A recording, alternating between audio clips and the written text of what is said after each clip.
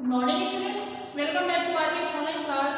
This is your SST class of student 5. तो students आज के आप लोग के SST क्लास में चैप्टर 19 जिस चैप्टर का नाम है द स्ट्रगल फॉर इंडिपेंडेंस, यानी कि स्वतंत्र होने के लिए, इंडिपेंडेंस होने के लिए क्या स्ट्रगल करना पड़ा था हम भारतीयों को, इसके बारे में इस चैप्टर के माध्यम से आज हम लोग पढ़ेंगे। जैसा कि हम सभी जानते हैं कि 15 अगस्त 1947 से पहले हमारे देश पे किसका शासन था?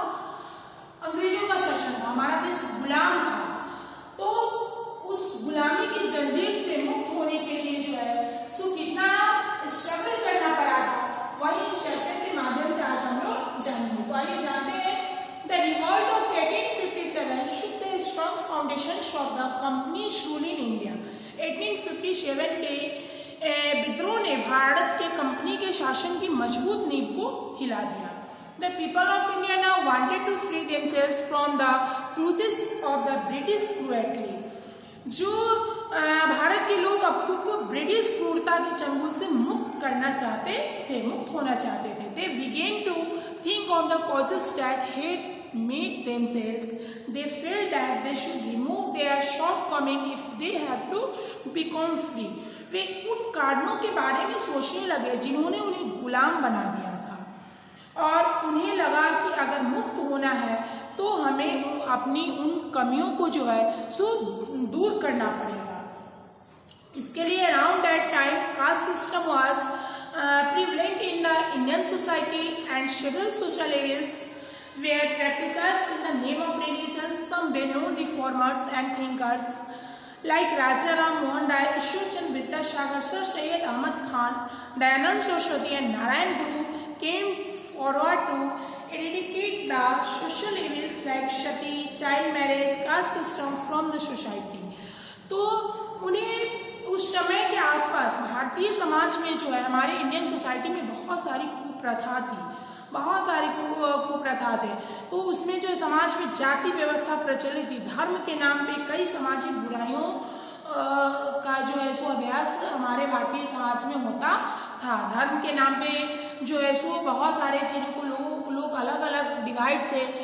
तो इसके लिए जो कुछ हमारे जो वेल नोन रिफॉर्मर्स और थिंकर्स थे, जैसे आपको राजाराम मोहन राय, ईश्वर चंद्र विद्यासागर, सर सैयद अहमद खान, दयानंद सरस्वती एंड नारायण गुरु, उन्होंने जो है इस सामाजिक बुराइयों को दूर करना चाहा। जैसे आपको सती प्रथा थी, उस समय जब पति मर जाता था तो उसी चिता पे जो है सो पत्नी को भी मरना पड़ता था। तो इस प्रकार की कुप्रथा थी। चाइल्ड मैरिज, बाल विवाह था, कास्टेज का सिस्टम था, जो इतने बड़े बड़े कुप्रथा हमारे समाज में फैले हुए थे। They also promoted the remarriage of widows and the upliftment of women and education for children and adults. तो कुछ प्रसिद्ध सुधारक जो थे, जिसका नाम अभी हमने बोला है कि जैसे आपको ईश्वर चंद्र विद्यासागर, राजाराम मोहन राय, दयानंद सरस्वती, नारायण गुरु जैसे जो रिफॉर्मर्स और थिंकर्स थे, उन्होंने जो है तो इस प्रथा को दूर किया। और वे जो सामाजिक बुराइयां थी, जैसे आपको जो सती प्रथा था, उसको दूर करके जो है उन्होंने जो है सो विडोज रीमैरिज, यानी कि विधवाओं को जो है सो पुनर्विवाह का प्रथा लाया। और वे लोग विवाहों को पुनर्विवाह और महिलाओं के उत्थान और बच्चों और वयस्क जो चाइल्ड थे और जो एडल्ट थे, उनके शिक्षा के लिए बढ़ावा दिया। So they felt that education would help Indians to fight against the Britishers. Without this change in the society, India would not be able to unite and fight to British. So they started a number of movements to reform the society. Some of them started newspaper to educate the people. Some began to hold meetings to meet their demands, and other educated people began to form associations, institutions, organizations, etc. of their own in order to fight for their rights. They thus tried to throw the attention of the British rulers to their problems. तो इस प्रकार से उन्हें लगा कि education ही एक ऐसा चीज है, शिक्षा ही एक ऐसा माध्यम है जिसके माध्यम से भारतीयों को अंग्रेजों के खिलाफ लड़ने में मदद करेगी। समाज में इस बदलाव के बिना भारत एकजुट नहीं हो पाएगा। और जब लोग शिक्षित रहेंगे, एजुकेटेड रहेंगे, तभी लोग अपने राइट्स को समझेंगे। और बिना यूनिटी की, बिना एकता का जो है सो ब्रिटिशर्स इतने स्ट्रांग हो गए थे, यहाँ पे इतना अपना नींद जमा लिया था कि उनको भगाना बड़ा ही मुश्किल था। इसके लिए समाज में इस बदलाव के बिना भारत एकजुट नहीं हो पाएगा और अंग्रेजों से लड़ नहीं पाएगा। इसीलिए उन्होंने समाज में सुधार के लिए कई आंदोलन शुरू कर दिए।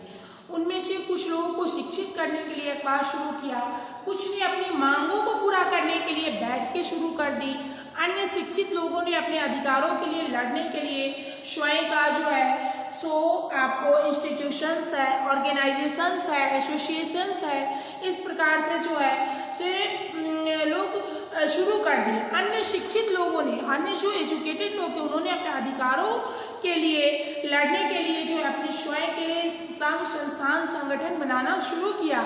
इस प्रकार उन्होंने ब्रिटिश शासकों का ध्यान उनकी समस्याओं की ओर आकर्षित करने की कोशिश की और राजनीतिक क्षेत्र में नेता ने लोगों में जागरूकता पैदा करने के लिए जो है सो आपको east India company, east India association और इंडियन एसोसिएशन जैसे जो संस्थान का इंडियन जैसे राजनीतिक संघ की स्थापना की थी। उसके बाद सेकेंड है आपका birth of Indian nation Congress. यहीं से आपका जो है सो इंडियन नेशनल कांग्रेस का जन्म हुआ था, जो एक पार्टी बनी थी। The birth of Indian National Congress marked the beginning of an organised political movement against the British. The Indian National Congress was founded by yoke when in year 1885। तो भारतीय राष्ट्रीय कांग्रेस के जन्म ने अंग्रेजों के खिलाफ एक संगठित राजनीतिक आंदोलन की शुरुआत को चिन्हित किया। और भारतीय राष्ट्रीय कांग्रेस की स्थापना जो है सो कब हुई थी? भारतीय राष्ट्रीय कांग्रेस की स्थापना जो है सो 1885 में योक वेन के द्वारा हुई थी। It was formed to draw the attention of the British government towards the problems of the Indian people. It wanted the government to employ as many Indians as possible in its office. तो इस प्रकार से जो है इसका गठन British सरकार का ध्यान भारतीय समस्याओं की ओर आकर्षित करने के लिए किया गया था। और लोग चाहते थे कि जो सरकार है, जो अंग्रेज सरकार है, वे अपने कार्यालयों में अधिक से अधिक भारतीयों को रोजगार दे।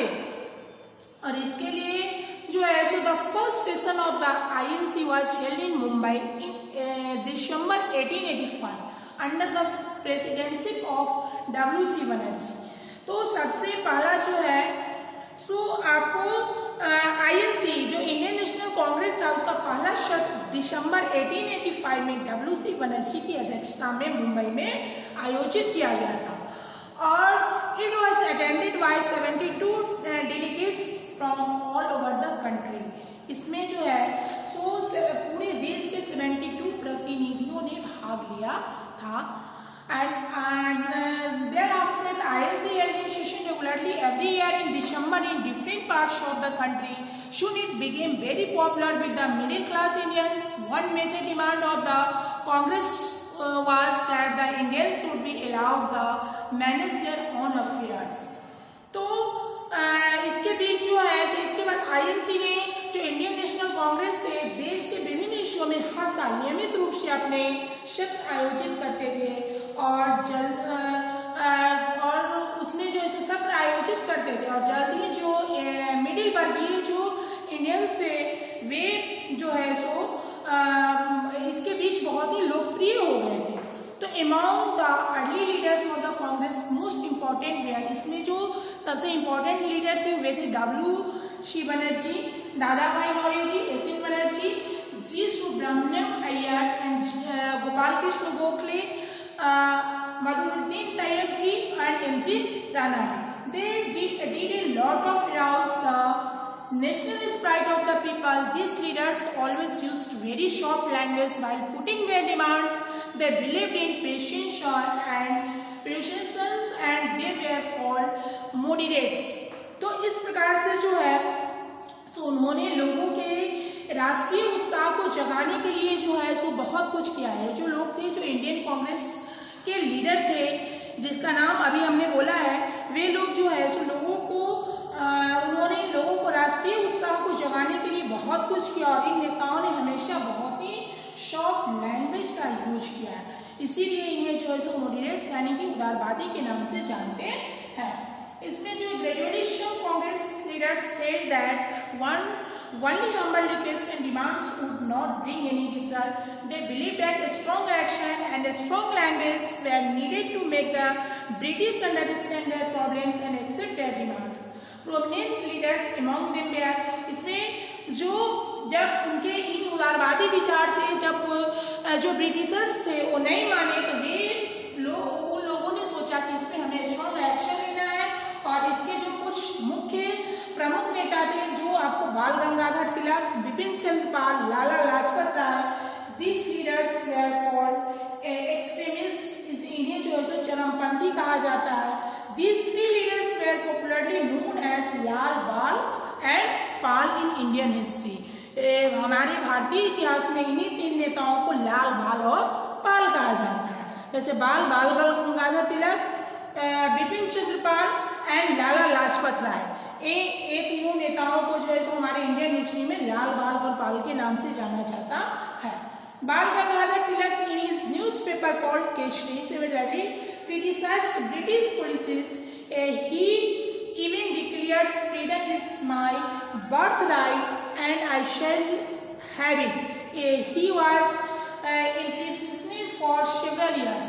तो इस प्रकार से जो बाल गंगाधर तिलक ने केसरी नामक समाचार पत्र के माध्यम से ब्रिटिश नीतियों की जो है सो कड़ी आलोचना की थी। बाल गंगाधर जो तिलक थे वे जो है सो केसरी उस समय न्यूज़पेपर था, जैसे अभी आपको हिंदुस्तान है, दैनिक भास्कर है, दैनिक जागरण है, इसी तरीके से केसरी न्यूज़पेपर था जिसके माध्यम से जो है सो उन्होंने ब्रिटिश की नीतियों की कड़ी आलोचना की थी एंड उन्होंने घोषित कर दिया कि freedom is my birth right, यानी कि स्वतंत्रता हमारा जन्मसिद्ध अधिकार है। आई शैल हैव इट, इसे मैं लेकर रहूंगा।